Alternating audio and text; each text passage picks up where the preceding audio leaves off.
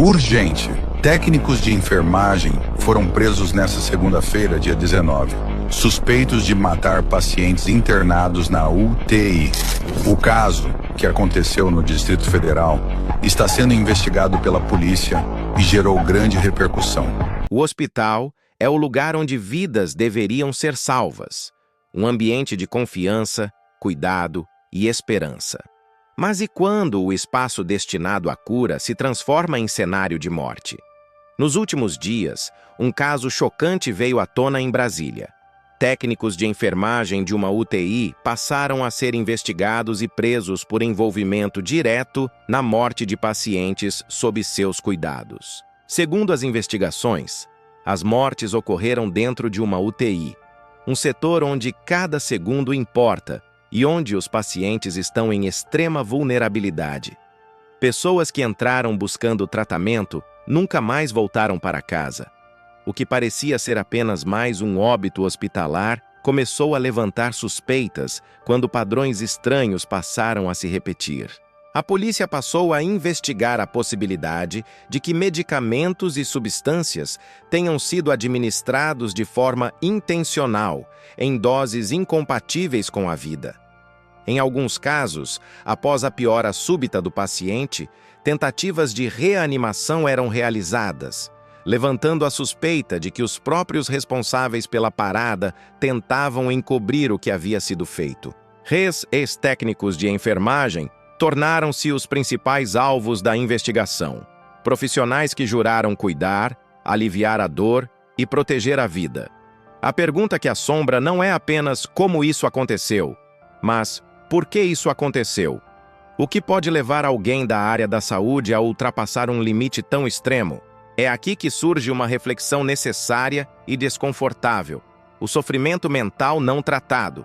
A enfermagem, especialmente em UTI, vive sob pressão constante, plantões exaustivos, mortes frequentes, cobrança emocional, sobrecarga física e psicológica. Quando esse sofrimento é ignorado, silenciado ou normalizado, ele não desaparece. Ele se transforma. Profissionais com sofrimento mental não tratado podem perder empatia, julgamento e controle emocional. Em situações extremas, isso pode resultar em traços de conduta psicopática, negligência gravíssima ou até homicídio, quando não há suporte psicológico e supervisão adequada. Esclareço aos meus apoiadores, então, que a maioria esmagadora dos profissionais de enfermagem não age assim, e que casos como esse são raros, mas impactantes e merecem reflexão. Uso esse ponto para falar da importância de apoio psicológico, programas de saúde mental e ambientes de trabalho seguros para profissionais da saúde. O sofrimento mental não tratado pode gerar distorções graves na percepção da realidade. Aos poucos, a empatia se desgasta, o senso de limite se perde e o sofrimento do outro deixa de causar impacto. Em ambientes extremos como a UTI, onde a morte é rotina, a mente fragilizada pode entrar em colapso sem que ninguém perceba os sinais a tempo. Burnout, depressão profunda, transtornos de personalidade e esgotamento emocional são riscos reais dentro da enfermagem. Quando não há acompanhamento psicológico, descanso adequado ou escuta ativa, o profissional pode adoecer em silêncio. Em situações raras, mas devastadoras, esse adoecimento pode evoluir para comportamentos perigosos, impulsivos ou até violentos. É importante deixar claro: a imensa maioria dos profissionais de enfermagem salva vidas todos os dias, mesmo exaustos. Casos como o de Brasília são exceções extremas, mas exceções não podem ser ignoradas. Elas revelam falhas profundas nos sistemas de cuidado, fiscalização e principalmente no cuidado com a saúde mental de quem cuida. A história já mostrou outros episódios semelhantes no Brasil e no mundo.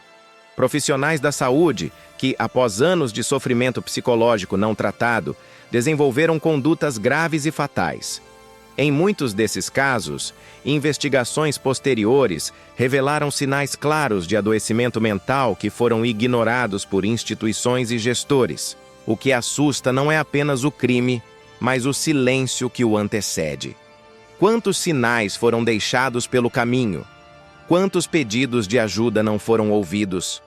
Quantas jornadas exaustivas foram normalizadas? Quando o cuidado não alcança quem cuida, o risco deixa de ser individual e passa a ameaçar todos ao redor. O caso de Brasília escancarou uma verdade desconfortável. Hospitais também podem adoecer quem trabalha neles. Ambientes marcados por pressão constante, hierarquias rígidas e medo de punição muitas vezes impedem que o profissional admita estar em sofrimento. A dor emocional passa a ser vista como fraqueza e não como um sinal de alerta. Quando o sofrimento mental é ignorado, ele não desaparece. Ele se manifesta em irritabilidade, frieza, comportamentos estranhos e decisões cada vez mais perigosas. Pequenas negligências podem evoluir para atos extremos, não como justificativa, mas como consequência de uma mente adoecida sem acompanhamento, sem limites e sem apoio. Investigações como essa levantam um debate urgente. Quem cuida da saúde mental dos profissionais de UTI? Exames técnicos avaliam habilidades práticas, mas raramente investigam o estado emocional de quem lida diariamente com dor, morte e desespero. A ausência de triagem psicológica contínua cria brechas silenciosas dentro do sistema. O Conselho de Enfermagem e as autoridades agora apuram responsabilidades individuais. Mas há também uma responsabilidade coletiva. Instituições que não oferecem suporte psicológico, jornadas humanas e supervisão adequada contribuem, mesmo que indiretamente, para tragédias que poderiam ser evitadas antes de chegarem a esse ponto. Esse não é apenas um caso policial. É um alerta. Um aviso de que o sofrimento mental, quando ignorado, pode ultrapassar o limite do indivíduo e atingir vidas inocentes. Cuidar da saúde mental dos profissionais da saúde não é luxo, não é fraqueza. É uma medida de segurança, de ética e de humanidade. Por trás de cada jaleco, existe um ser humano. Alguém que também sente medo, cansaço, frustração e dor. Quando esse lado humano é ignorado, o profissional passa a funcionar no automático, desconectado das próprias emoções e da realidade ao redor. Esse distanciamento emocional é um dos sinais mais perigosos do adoecimento psíquico. Casos extremos como este não surgem do nada. Eles são construídos lentamente em meio a jornadas excessivas, falta de apoio, silêncio institucional e normalização do sofrimento. Quando a linha entre cuidar e controlar se rompe, o ambiente hospitalar deixa de ser seguro tanto para pacientes quanto para profissionais. Falar sobre saúde mental na enfermagem ainda é um tabu. Muitos têm medo de perder o emprego, o respeito ou o registro profissional. Mas o verdadeiro risco está em não falar. Ignorar sinais de sofrimento psicológico é permitir que a dor se transforme em algo maior, mais sombrio e, em alguns casos, irreversível. Este caso deixa uma pergunta que ecoa além de Brasília. Quem está cuidando de quem cuida? Enquanto essa resposta não for levada a sério, o risco continuará existindo. A enfermagem precisa ser protegida, acolhida e acompanhada, porque quando o cuidado adoece, todos perdem. Enquanto as investigações seguem, famílias choram perdas que jamais deveriam ter acontecido. Vidas interrompidas dentro de um local que simboliza a esperança. Esse contraste é o que torna o caso tão perturbador e impossível de ignorar. Não se trata apenas de culpa, mas de prevenção para que tragédias assim não se repitam. Nada apaga a dor das famílias, nem justifica o que está sendo investigado, mas ignorar o sofrimento mental dentro da enfermagem é continuar alimentando um sistema adoecido.